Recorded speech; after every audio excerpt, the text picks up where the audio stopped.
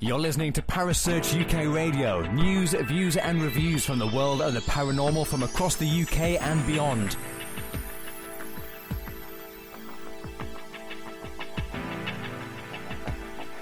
Find us on Facebook, Twitter and the World Wide Web. Parasearch UK Radio.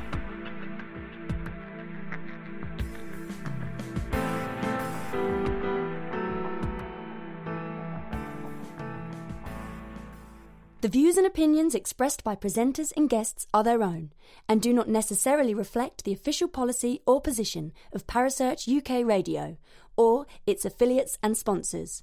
Listener discretion is advised. 5, 8, 7, 6, 5, 4, 3, 2, 1, 0.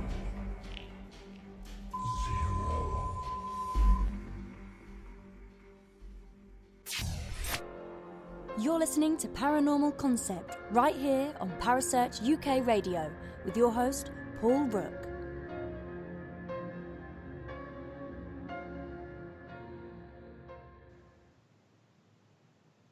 Good evening, everyone, and welcome to the Paranormal Concept Show. I apologise for the late start, but we was having a few technical issues. But we are back and running absolutely fine now, with thanks to Kerry Greenaway. She's been an absolute diamond, and she's just stepped in to help me out. So thank you, Kerry. Oh, you're welcome. You give me a heart attack, Paul. That's all I can say. Yeah, you and me both, I'll tell you. Oh, dear. I don't know. But we got it sorted in the end anyway. Well, I think so. I'm pressing buttons like a maniac over this end. I'm just like warning you. Okay, so how have you been then this week? Not bad at all. Good. Been busy?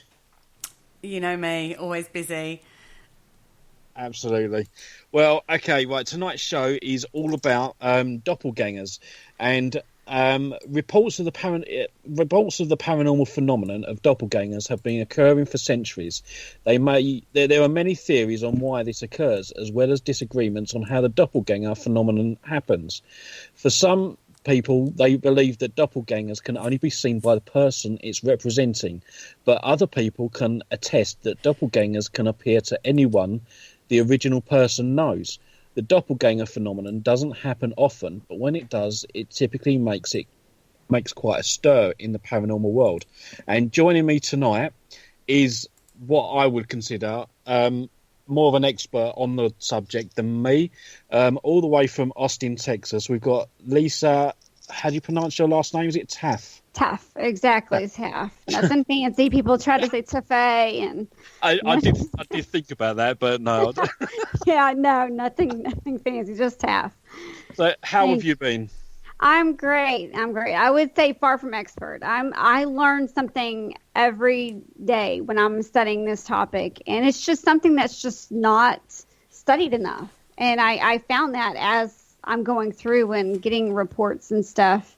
Yeah. But I think the first time I'd ever heard about it was about probably 6 years ago, and I didn't think twice about it. And I had just started getting into investigating, and someone had shown me a picture and said, you know, it was in the exact same house that we were investigating, and they said, and the boy was there at the time, and he said, you know, I was not in that doorway, but they took a picture of that doorway last time we were here, and I was in the doorway. So that's my doppelganger. And so they kind of explained it, and I didn't, you know, think much of it. And 6 years later, you know, investigating and everything, and we started doing our own show, and we had a platform, Blog Talk, and then went to YouTube, and we did an episode on different types of apparitions.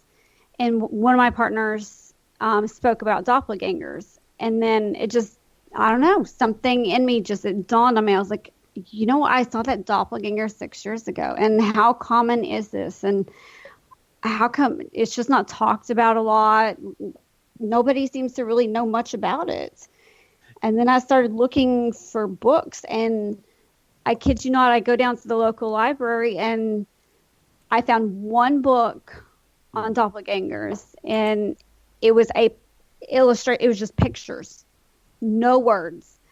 And I didn't think twice about it. I just, grabbed it up, ran out of the library all excited, and get home, open it up, and it's just pictures of like these creature-like pictures, but no words, nothing about doppelgangers. I was like, what is it? Where does the term doppelganger come from originally? Have you looked into that?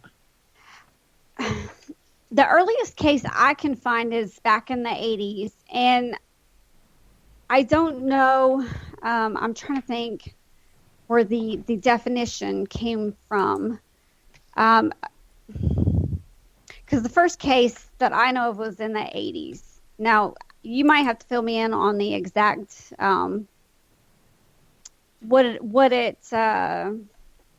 the translation for doppelganger, because off the top of my head, I don't know that. But the first case in 88 was a man that was hung, and he swore that it was his doppelganger that did it. So like you said, this goes back many, many years. And there's I'm finding two different kinds of doppelgangers. It's like there's this misconception, because and this is something that filmed out of the UK. Back in, the trailer was around December, and it's played since. It was a documentary called Finding My Twin Stranger, but they were calling it doppelgangers. Yeah. Do you recall that at all? I don't know. I don't know about Kerry. Do you remember that? No, I don't. But I believe that doppelganger was a German word. Yeah, I've just pulled up some research about it, and it is a German word, and it's split. So you've got doppel, meaning double, and ganger, meaning walker. So it's a double walker, basically. Thank you. In German. And I've also, now where was it? I did see a date, actually. The term doppelganger was the first used in 1796 in the novel Seinbänkas by Jean-Paul, and he's a German romance novelist. And he just used the term in the book. Until then, it didn't have a word, didn't have a name for it. So until that guy John-Paul wrote that book, that's when they come up with doppelganger. I'm gonna have to find this. I'm gonna have to find this book, but I'll have to get with you later on finding that, because I want to read that. But I'll send you the link for it. Yeah, absolutely, because I want to add to. I'm constantly just combining all this information, and I need more cases too to look at. But this, so that you have this documentary that comes out, and basically what they did was they were looking at like living people, like living, breathing people that just looked like twins. And it was led by Tim Spector out of St. Thomas Hospital. I guess he's a professor of genetics. And he studied like 12,000 pairs and then narrowed it down to 7 pairs that he did the documentary about. And these people, they looked, and it was crazy, because you have like one couple was William and Billy, but he went by Bill. Loved the same food. Then you had like this Puck and Cherry, and they loved the same food, but they had the same mannerisms. You had another couple with you had 3 of the couples actually had the same jobs. 2 had both worked in construction. 2 were stand-up comedians. 2 they like to swim. They both swam. It was crazy how much they had in common, not just feature-wise, but with the mannerisms and the food and the jobs and everything. And then he took it a step further and did 2D and 3D imaging on top of DNA. And with the 2D imaging, they were 90% and above features as far as their face. But they only do so many points of contact when they're looking 2D. So that's why they scored so high. Now, when they did the 3D, they dropped to like 40, 50%. Now, if you're a born twin, it's like 90 or 91% and above is a twin. Okay, so they found. So doppelgangers, are you saying that they're related? Are they related in any way to each other? I don't believe. I kind of struggle there. I don't think they are, but there's people that are calling those type of living, breathing people doppelgangers, and then there's what I consider doppelganger, kind of the fleeting paranormal that you see for a few seconds and they disappear, and then they say, it's a kind of a bad omen and something bad happens afterwards, whether it's a stroke or a death or something like that. So you kind of have those two spectrums. So looking at it from that perspective, if it's a forewarning almost of something that's bad that's happening, couldn't that be a kind of mental projection or an out-of-body type kind of scenario? Yes, and that's what these questions that I'm asking them, I've started with like 40 kind of basic questions, but I'm checking everything from their chronic health conditions to their sleeping habits, eating habits, other paranormal experiences. And, I am in the paranormal field, so like probably 75% of these participating are paranormal investigators. So a lot of them are sensitive, do astral project. So you do have to look at, can this be PK? Can this be astral projection, reincarnation? Or as I would call it, it's just a twin stranger, not a true doppelganger, like with the living, breathing. And then you have, just others that are just kind of the attention seeker, or it could be just fatigue. Some of them are reporting cases at 1 a.m. So you have to just look at each case individually.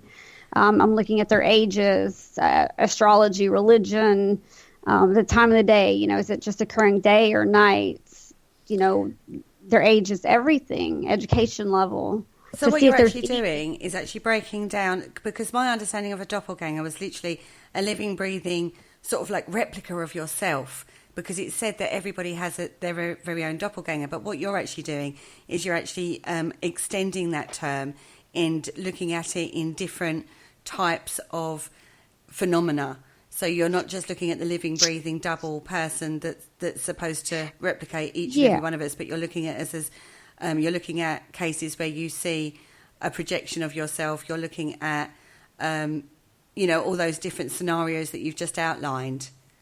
Yeah, I'm looking to see if there's any correlations as well as mental health issues or anything with these people that are reporting these cases, to make sure we're checking everything and looking at everything. And like you said, and I've had some cases, it's funny because 2 of my cases are, one of them, so I have like 17 cases currently that I'm looking at, and one reports her doppelganger to be another person that come to me and said, I've seen a doppelganger. And one knows about the other, but the other doesn't know about the other. And so it's kind of, it's funny because, that would be almost like the same twin stranger documentary. They're 2 living people and they look the same. And, they did DNA, like even on another couple, gosh, what was it? What they did was they did the DNA testing to see if they were sisters, half sisters, and then they did a lineage testing, which checks like up to 20,000 years ago to see if they came from the same area. And like in these 2 young ladies, it showed they were not sisters, they were not half sisters, and their lineage was negative. So they just literally looked the same. They looked like doppelgangers. But I don't know how much more you can do than that, other than all the DNA testing and the physical attributes. So have you found that it is actually quite a common occurrence then? Yeah, it's surprising. I've had some of these report seeing doppelgangers as a child, all the way up into their 40s. I think 48's the oldest I've seen so far. And just all over different, multiple states. It's not, I'm even asking religion, everything. It's common all the way from the 80s to, I think the most recent case is 2010 that I've found so far. Okay. Just with my 17, I would like to get a broader case, a broader number to look at, so that you have a bigger picture. A good 50 or 100 would be nice. I know that's asking for a lot. And, you can't certainly just make up something that you haven't seen. So I don't know if that's a reasonable expectation. So if anybody out there is listening and has seen a doppelganger, what they think may have been a doppelganger, whether it's that fleeting, paranormal, it lasted for 3 seconds, or I met them and talked to them and hung out with them at the local bar. I want to hear about it. I'd love to hear about it. And I can be found on Facebook and everywhere on social media under Lisa Taaffe. I have a public page, private page, and everything. So have you concentrated your search parameters just on the US or worldwide? No, actually, everywhere. I do. I have I think I only have one out of Ireland, and I think the rest are in the States. I'm trying to think if there is anyone else that's outside of the States. I think just the one was in Ireland. That one is more of a secondhand case, though, and I don't want secondhand cases. I want primary hand. I don't want, this is what so-and-so said. I want to hear the facts from them, and I want to ask them the questions directly. So that is part of the outreach, too. I do want to hear about it all worldwide, other countries, not just here, and compare. Yeah. Do you also look at historical figures as well in your research? Yeah, actually, I have not. So I have not yet myself, but I have come across. So, I mentioned the one article. It's about this guy back in the day that was hung and said it was his doppelganger that he had actually hung out with prior. But then also one of the cases that I'm working now reports that there was a TV actor, and she said that she went to this castle, and the owner of the castle, she's a paranormal investigator, was his doppelganger, the T. And he was later accused of murdering his wife. So, that in itself, that's a TV actor possibly having a doppelganger. And then there's the bad kind of omen and the thing that followed. But I don't know how you would go about researching actors or actresses. I have heard of them having doppelgangers, though. But the professor, Tim Spector, he said there was about 7 matches or doppelgangers for every face in the world. But he said it's about a 1 in a billion chance of finding them. Yeah. So, I've looked at some of the historical... I've looked at the top 10, I think it was, of historical cases involving doppelgangers. And out of them, I only know a few of the people. You've got Abraham Lincoln. Apparently he saw his doppelganger. Yes, I do recall that one. Yeah. There is also Queen Elizabeth I in England. She apparently has seen a doppelganger. And who was the other one? Catherine the Great. She was a Russian... queen, I think, and apparently she saw her doppelganger as well, and I think she even ordered it to be executed, but when they went to go and get it, there was no one there. So there's quite a few going back into the history books. There is also a really, really famous case. I read about this a little while ago, and it was the case of which is more a projection than an actual living being, doppelganger. And this was the case of Emily Sage, Sagee, and she was a school teacher. I believe it was in the 19th century. I think it was Victorian times. She worked at an all-girls school. Now I'm recalling, so please bear with me if I get any of the facts wrong, because I've literally just jumped in on the show, so please bear with me on this. Now she would be teaching her students, and then in the garden they would see her in the garden, and it freaked them out so much. It happened on more than one occasion. It happened on several occasions, and to the point where they ended up having to let her go because it was so freaky. It upset the pupils too much, I believe. Have you heard of that case? I have not myself. No, I haven't. And in these cases, they're so variant. They, like I said, one was a nurse, one was a mechanic. They've spotted them. One was swimming, one was at a hotel bar, and reports talking. And this one sounds more like the twin stranger to me, but he was at a hotel bar and this guy comes in and they're both mechanically inclined and they're like, the one's like, oh, you're my twin. And he shows him his driver's license and that's when he's freshly shaven. And this guy, currently has a beard and they're like, oh yes, we do look identical. But, further than that, without more detail, I have to ask more detail on that one.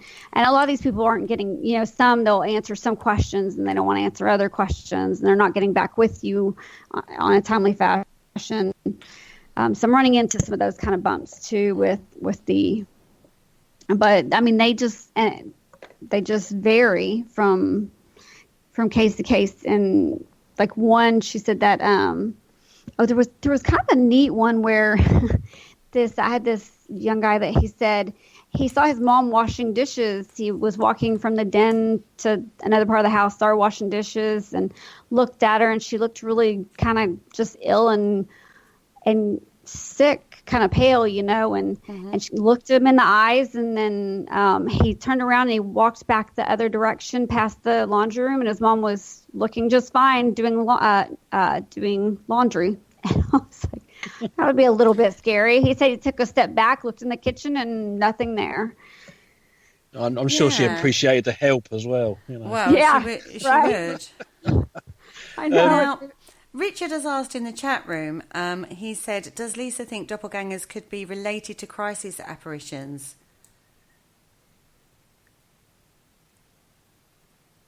To crisis apparitions as in like just foreseeing crisis or... Well, wasn't there a famous case where somebody was dying and I think it might have been... Oh, you and mean then like... they appear to another person at the same time as that incident is happening. So before they've passed, their apparition is seen by somebody else in a completely different area. Yes. Do you think they're linked to that? Or is that a completely different thing? It could be. It's another one of those things to add to it. And that's part of the book. Like I want to put it all into a book, compose it, but I don't want to, because I'm no expert in the field. I want to put these cases out there and kind of let everybody draw on their own conclusions and facts and what they think just based on the facts and info given. But that's definitely a possibility. I mean, you hear about, Christopher St. Booth, I believe he had seen his grandmother just before both boys before she had passed, if I recall right. When I interviewed him last, there's a lot of cases like that. I mean, where the elderly, right before they pass, somebody sees them. So that. See, I personally, under the definition of doppelganger, I personally would have said it was something different. I would have said I would. Personally, I wouldn't have included that in the doppelganger scenario, bearing in mind the meaning of a doppelganger is like a double. Do you know what I mean, of a person? And my understanding was always it was a living person rather than an apparition. So I think you're, like I say, when you was talking about segmenting it down into different groups, I think you're kind of it's hard, isn't it? To how do you define them, or are they doppelgangers, or is it like a psychic projection, or is it an out of body scenario?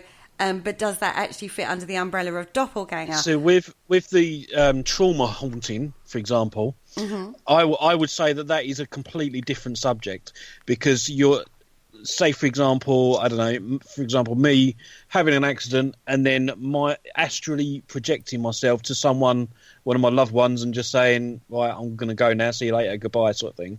That's a little bit different to the whole doppelganger thing. I would class that more of as a trauma haunting than anything else. I have to say, I think if I was to look at the true definition of a doppelganger, I probably would agree with you there, Paul. Lisa, Lisa, would you think that? I agree, because that's just a one-time. I don't think that could be considered like a double, or where they're seen in, because that just doesn't fit the definition. No. But that's where you have to, like I had mentioned, the reincarnation, the astral projection, and all that. You just really have to look at each case and just say, hey, what what best fits. I mean, and it's hard. It is really hard with these people send me these cases and they're like, this is doppelganger, and they are dead set and have it on their mind that that's what it is. And I've got some that are like, I want you to tell me what it is. And I'm like, I honestly can't tell you definitively what it is. I can, venture to guess, but, I mean, I'm doing my best at researching and studying and looking at articles and looking at old newspaper articles about cases of doppelgangers or what they said were doppelgangers back then. But some of these can fall into multiple categories. And then, you've got schizophrenia too, adding into the factor where people are like, well, is it just they're schizophrenic or have mental health issues? And some people don't want to give you their mental health history when you're asking them. But again, I would say that was a different scenario completely. That's a psychological condition, not a living, breathing double, which is effectively what my understanding of doppelganger would be. So, but see, you can't. So you have some people that say they see these doppelgangers for just a few seconds and they disappear. So I wouldn't say those are living, breathing, but I would still say it's a doppelganger because they see it and then there's occurrences. But not all of them are bad omens. They say, people say, oh, a doppelganger is a bad omen. Not all of these cases have had bad situations. Some have had strokes and things that have had occur afterwards, but some, I mean, they're living healthy, doing just fine. But then, my partner saw one when we were investigating a location. It's a old haunted hospital, and we were down in the basement, and we were all going into this one room that had a cell, like a jail cell down in there. And she saw this other investigator, I won't say his name, down at the end of the hall, or what she thought. And he said, hey, we're down here. And she followed myself and Aaron and the third person into the next room where the cell was. And then she saw that person in that room, and she's like, oh shoot, I just thought I saw him down the hall. You were just, down the hall saying, hey, we're down here. So I'm kind of glad. I don't know what would have happened if she had followed him or went down there, if it would have just dissipated or what. And that person is now in prison, so, I mean, that could be kind of a bad omen, you could say. I mean, he had some really bad luck. I did find a case on Waverly Hills Sanatorium in Louisville, Kentucky, and it's said to have more cases of doppelgangers. Many people, including paranormal investigators, have experienced with doppelgangers in there. Most of the stories that come out of Waverly Hills is basically the spirit or the doppelganger impersonating other investigators that are there that night. So that sort of ties in with that, doesn't it, really? So I don't know if this is the same place. Yeah, it does. It's not. This one's Yorktown Memorial Hospital, but Okay. That is another famous one. It's actually on my bucket list, and an amazing place from what I hear. I just have not had the time to get there, and it's a massive place. It's got a death tunnel. It's just known for so much when it comes to the paranormal. I mean, it gives so much evidence.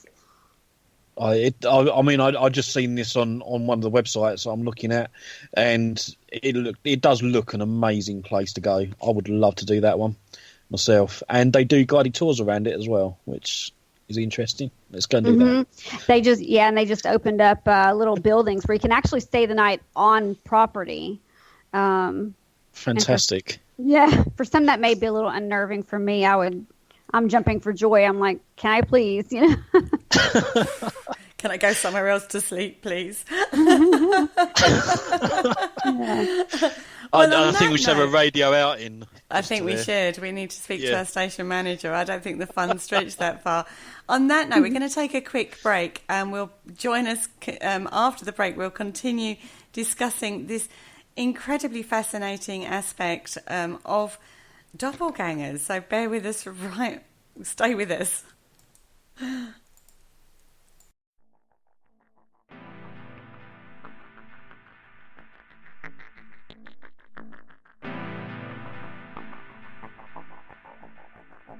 You're listening to Parasearch UK Radio. News, views and reviews from the world of the paranormal from across the UK and beyond.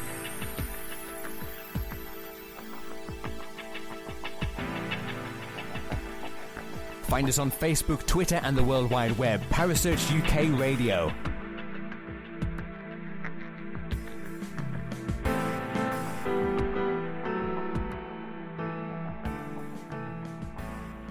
Hello, this is Kerry Ann. Please join me every Thursday at 9 p.m. on Seventh Sanctum, only on Parasearch UK Radio.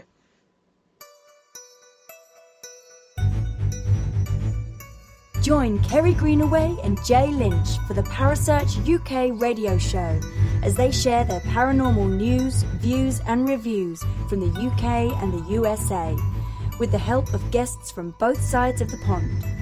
Will they agree or agree to disagree? Find out every Thursday at 7 p.m. Eastern, 4 p.m. Pacific, right here on Paramania Radio.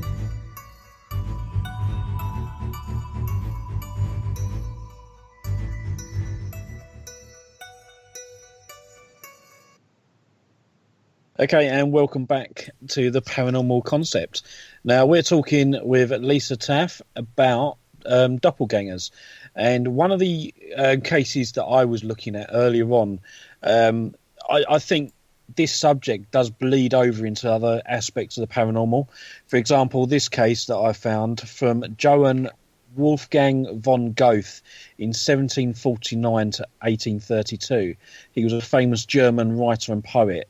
He basically was walking along this country road and he saw what appeared to be a rider dressed in some fine clothing and stuff, and it just basically went past him, and then as he turned around to see where this spirit had gone, it had disappeared.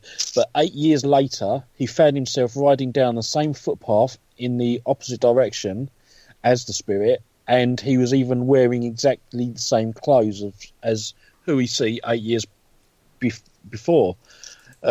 So could that have been a premonition or even a time travel type of case? So I do find this really interesting because it does bleed over a lot. Yeah, and I wouldn't have even added time travel to my list, but that's definitely something to consider. Yet another, possibility. I know some people do and don't believe in that, but there's just so many. I mean, some people don't believe in astral projection either, or astral travel, or reincarnation. But it is a fascinating subject, and even time slips or where you've got like a rip in like time, so where you can stand. Yeah, like when you stand this side, you can see through the tear and see maybe yourself in the future. That sort of scenario going on, possibly. Mm-hmm. Yeah, so it's really like, and so for me, the hardest part is a doppelganger truly living or dead? Because, you've got those that say that they only exist for that short period and then they're gone. And then you got some that say, well, I've hung out with them for hours at bars or at restaurants, or, like I have one case where this paranormal investigator reports this other paranormal investigator is her doppelganger. And that as a child, like growing up, she would get into trouble all the time because the other person looked like her, and she would be in school, but this other one would be down, stay at the courthouse or, getting into mischief. So, in which case is it? Is it the living or the dead, or is it a combination of both? Or yeah, it's certainly interesting. I mean, I've also seen an article, and I'm going to read it out to you now. It says, interestingly, scientists in Switzerland have their own theory behind the doppelganger phenomena. In 2006, they used electric stimulation to a patient's left temporal lobe in the brain. This caused the patient to sense, see, and feel her double. Scientists believe that this is the area of the brain that people store their sense of self-image, and when it's disturbed, it can make a person feel though they are seeing their own double. Therefore, scientists believe that it is a disturbance of the temporal lobe in the brain that causes a person to see their doppelganger. Or, of course, the scientists believe their doppelganger phenomenon is a form of schizophrenia other than a delusional mental disorder. What do you think about that? Do you agree with them, or? No, I mean, when it comes to the temporal lobes, I mean, I have a friend, Chuck, that he does studies in the paranormal where with psychics, mediums, that are very well known with helping finding children and such, and also just investigating and what have you. And he'll study, he'll have you come and do a baseline reading where he'll do he'll do an EEG, which checks your temporal lobes. Like he'll have you basically connect with your gods or your spirit guides or whoever you believe in, or astral project or whatever you do. But he'll run an EKG, an EEG. He'll check your blood sugars, your blood pressure, your pulse. He'll do 50 different baseline readings. And but the temporal lobe is one of the things he checks to see what part of the lobe is functioning during that time of that paranormal experience, of that connection, of that mediumship. So it doesn't sound far-fetched at all to me that there could be a certain part of the lobe being used when they see the doppelganger. Yeah. What was it that prompted you to look into the doppelganger phenomenon? Out of all the other phenomenons in the paranormal world, why pick the doppelganger? Why was that? I think the lack of just anything being out there, anybody knowing anything about it. I couldn't find anything about it. The first thing was that when we did the show on apparitions and the different types of apparitions, my partner Aaron had touched on it, but it was brief and there wasn't a whole lot. And I was like, I remember that case 6 years ago, and I really want to know more. And I went down to the library and I could not find anything. And I looked online, and really just everything is so vague. I mean, they have, a few people have experienced this or that, but it's just not thoroughly researched. And in the paranormal, there's just certain things that needs more attention, and I felt like that was one of them. Okay. No, that's good. So have you found, because obviously we're sort of Western civilization, as it were, and we call them doppelgangers. Have you found any other race of people out there that call them something else? Not yet. Other than y'all's awesome accents, but that's still doppelganger. But no, I have not found them coined another name yet. But like I said, most of my cases, they're all in the U.S. I only have one in Ireland, and that's it. So I want to get more cases elsewhere. Okay. The reason I asked that is because again, looking at the research and stuff, I came across something that it was only like a little paragraph, and it said about the Cherokee Indians. They have stories about the Nanahe. They are considered to be a race of spirits that are rarely seen by humans. Many times they manifest. They appear as someone who you know. They will even take out the same name as the person that they are impersonating, and they can be helpful in some cases, but they offended easily.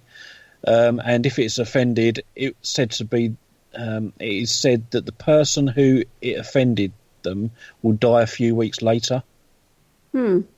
So although it's just a brief description, it does seem to be that Nanahe.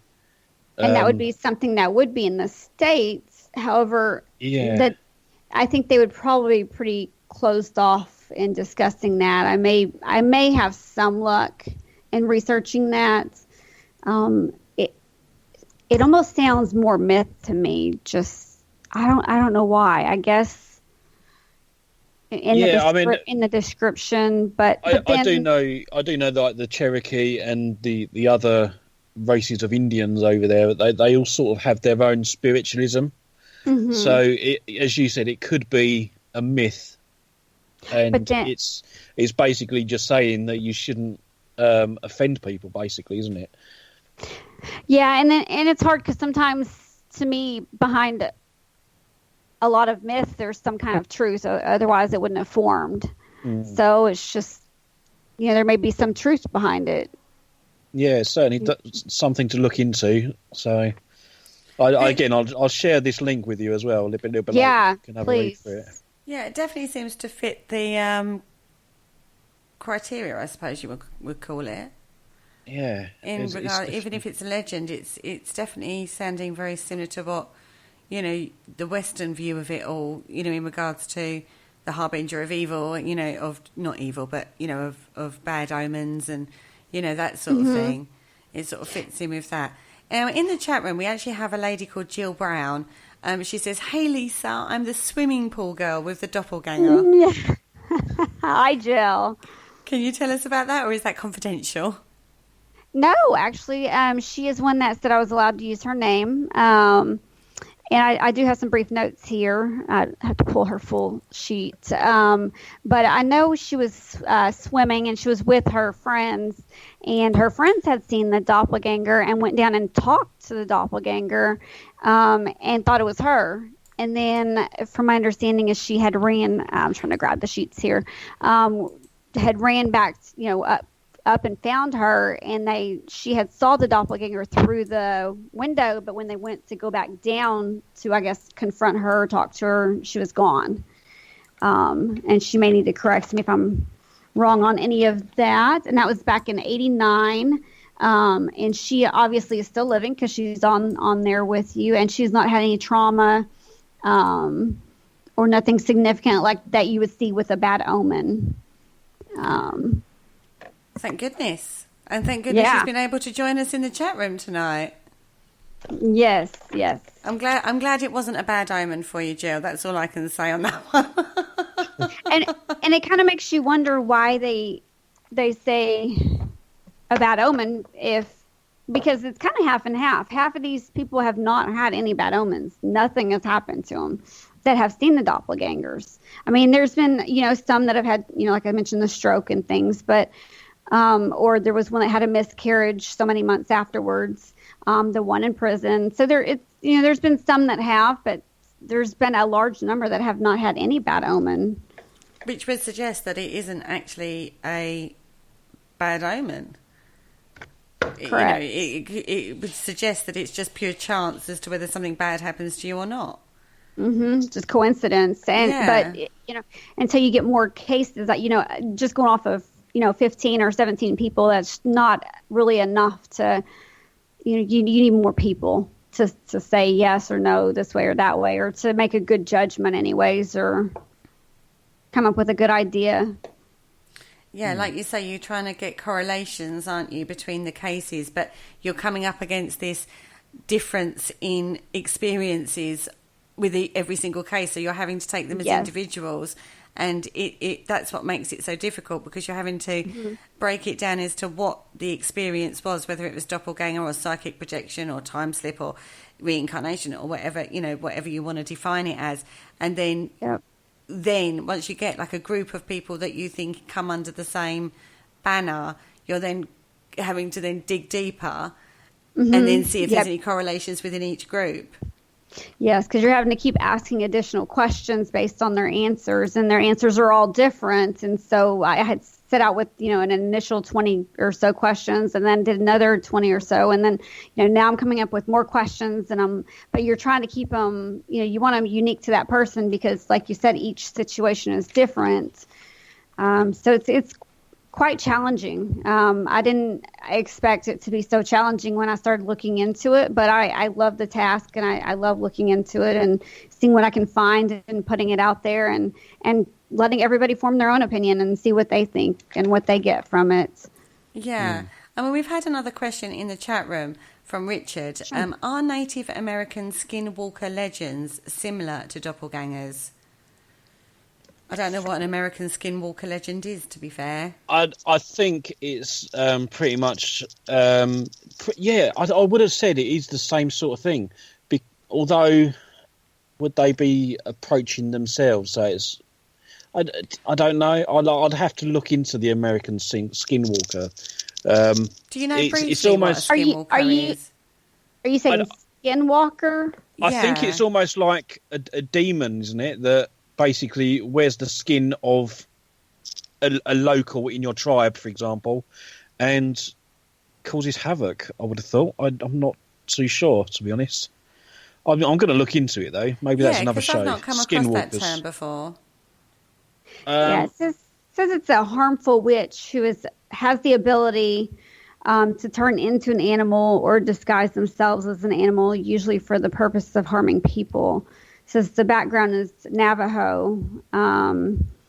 It says, while perhaps the most common variety is seen in horror fiction by Navajo people, the legend of the skinwalkers is uncertain, mostly due to reluctance to discuss the subject with outsiders. If they're linked See, to Navajo. animals, then it doesn't really fit the criteria for a doppelganger, though, does it? No. Because it's animal. Yeah, I would say no myself. I'm not sure the foxes and wolves would agree, though.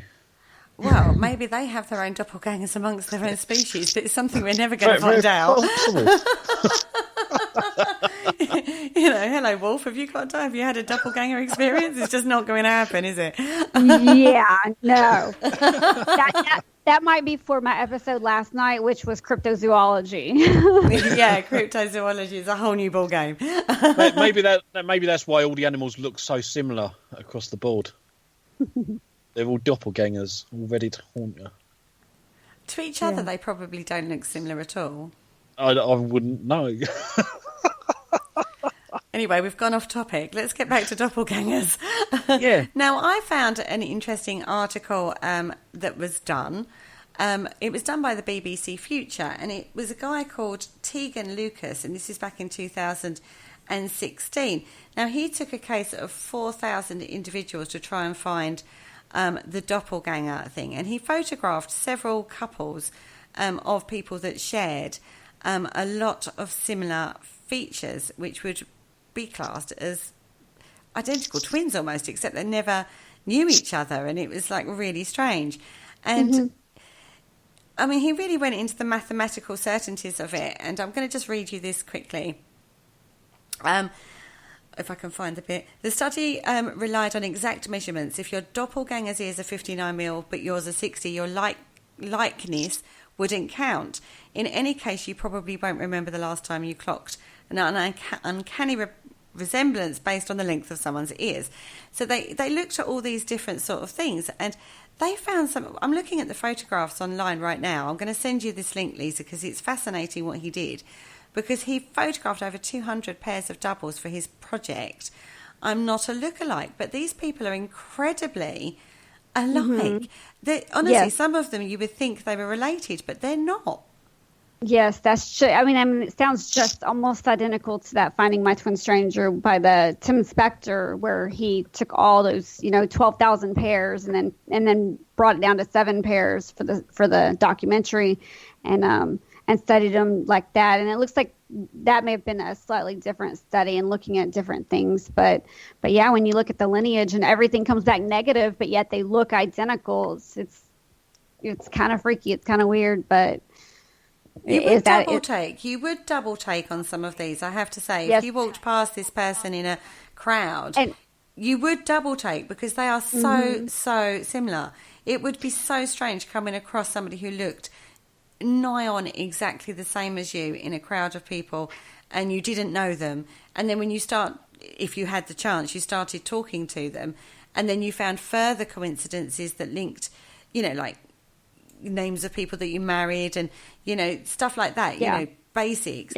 Occupations being the same, liking the same foods. How strange would that feel? That would feel incredibly weird, wouldn't it?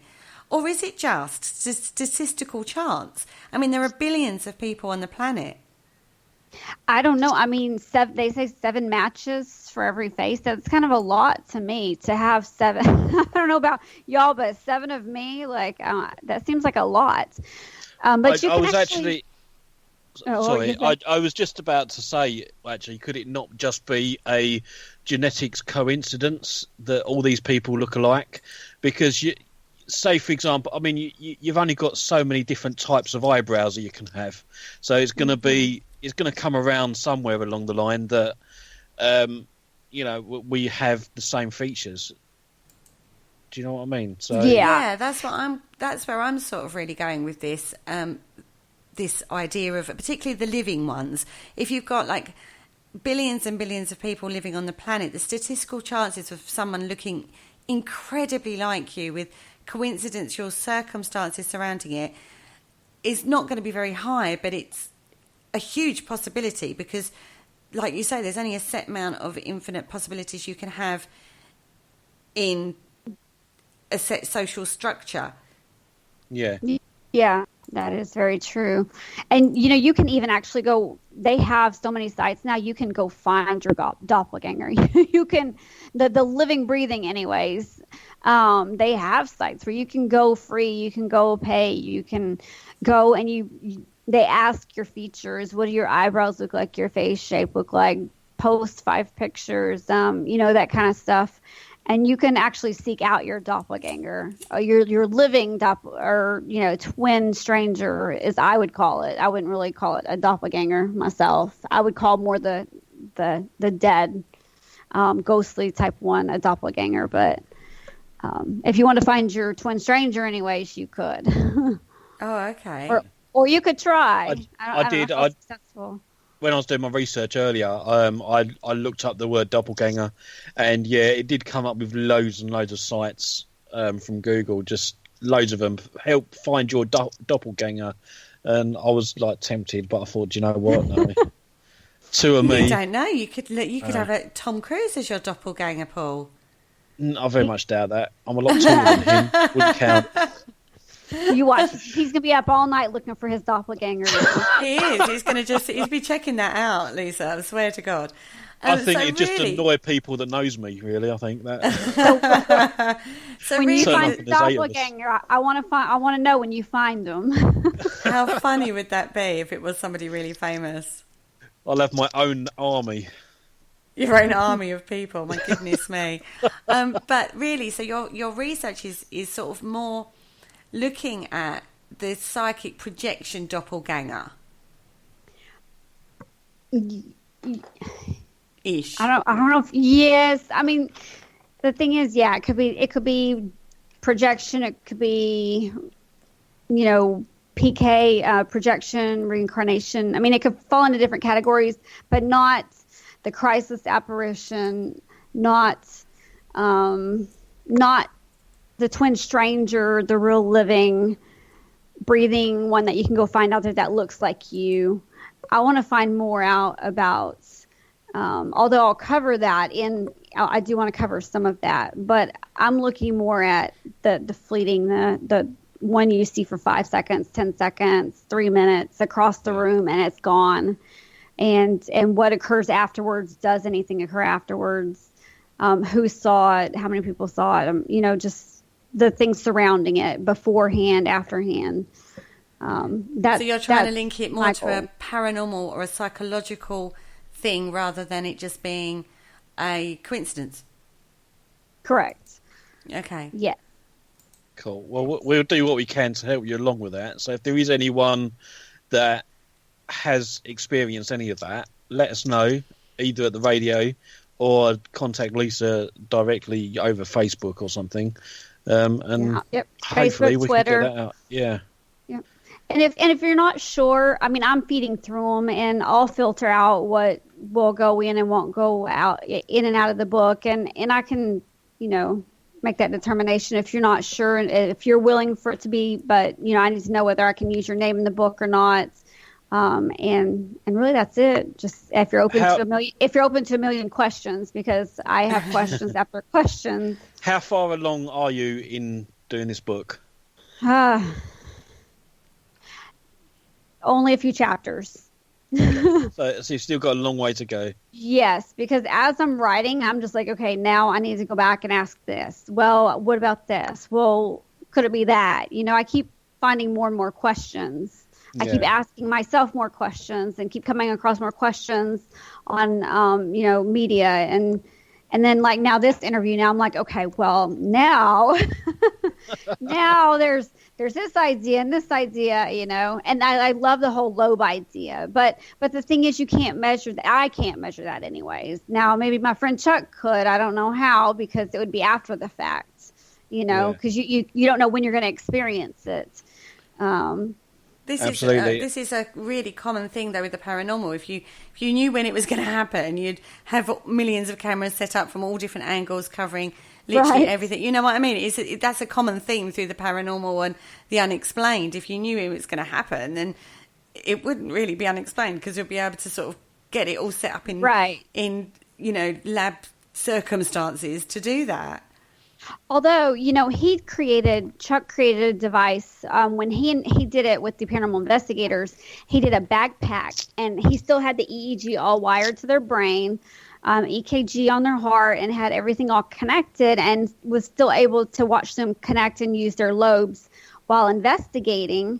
So if you're kind of, I don't know, I mean, somebody can't live with a backpack on, but if they're out in the paranormal investigating, that's, you know, we are more in tune and more apt to see those kind of things, I think, than the average person. Maybe that's something where he would be able to capture, you know, if one was caught or seen, what lobe was being used during that. But that would just be that would be really hard. That would be really hard to catch. Yeah, I think you're right. I think it's another one of those where you're never really going to be able to capture it, because it is so fleeting. Like you say, it's such a fleeting incident, and you don't know when it's going to happen, because we have no idea of the circumstances on why it happens, whether or not it's a psychological thing, or whether or not it's a psychic thing, or whether or not it's a time, like, you know, we've talked about these all through the evening, the time slip thing or whatever. It's an unknown quantity, but then this field is a lot of unknown quantities, isn't it? Yeah, it is, but you can never investigate enough, to me. Never ask enough questions. Just conduct all those investigation techniques down at Waverley Hills. If that's where all the doppelgangers are all hanging out, that's the place to be. Hey, I would love to. I think it's they charge like, if you want to investigate it yourself, not like through a management group, I think they charge about $1,500 a night, something like that. Well, one of our other hosts on Parasearch UK Radio, Jay, and Teresa Lynch, or I shouldn't say one, the couple, Jay and Teresa Lynch, are actually going there this weekend. They're going with Johnny Zaffis. Oh, yeah. And Amy Allen will be there, and I think Dustin Pari, and a bunch of people. Yep. There's going to be a bunch of great speakers there. I wanted to go, but I'm going to be heading up to an old TB hospital here next weekend, so couldn't make that one. I have to alternate my weekends out. I do too. It's sometimes doesn't always fit in, does it, Paul? No, weekends. What are they? I don't know. Yeah, exactly. Yeah. It all just blends in now, doesn't it? It certainly does. We are coming up to the end of the show now, guys. Can you believe that? That went so quick. It did. Oh, dear. So, Lisa, can you just tell us again where people can find you if they want to forward their doppelganger story to you? Sure. You can find me on Facebook is one place under Lisa Taaffe. T, that's T like Tom, AAFE. There's a public page that you can go on and message me on there. My private one, if you message me, it's got a lot of filters. I may not see it or get it. And then I'm on Twitter, and then I do have our group website, which is usparanormal.us. So you can message us on there. My partners, if they see it, they'll forward it on to me, because they know that I'm working on this one, and we actually have a few others that may be coming up soon. But this one has just been so overwhelming that I'm like, no more, no more until this is done. But there's been a few other topics that have come up, and I'm like, oh my gosh, I've never heard or seen or read anything on that. So you have future projects already lined up. I do. I do. Meet my partner and I. We have one specific one that I think will be very, very interesting. Even more interesting than this, if we can push through this and then move on to that one. It's just time. Everything takes time. Tell us about it. Anyway, on that note, Paul, keep us posted, though. Yeah, absolutely. Yes, on that note, I think we have to close down now, unfortunately. So I would like to thank Lisa for joining me tonight. It's been an absolute pleasure, and love talking to you. And hopefully, you can come back again when you're promoting your book. That would be really good. Yeah. Thank you so much for taking the time to have me on. No problem. And thank you, Kerry, for joining me. Very last minute because I was having the tech issues. You're very, very welcome. You're very welcome. Thank you very much. Good night. Yeah, and I want to Thanks everyone in the chat room, and see you all next week for the Mandela Effect. Good night, everybody. Can't wait. Bye. Bye-bye.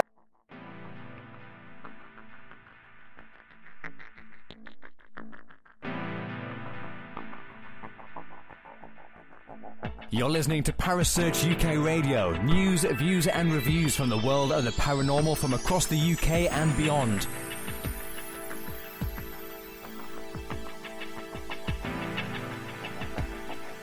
Find us on Facebook, Twitter and the World Wide Web. Parasearch UK Radio.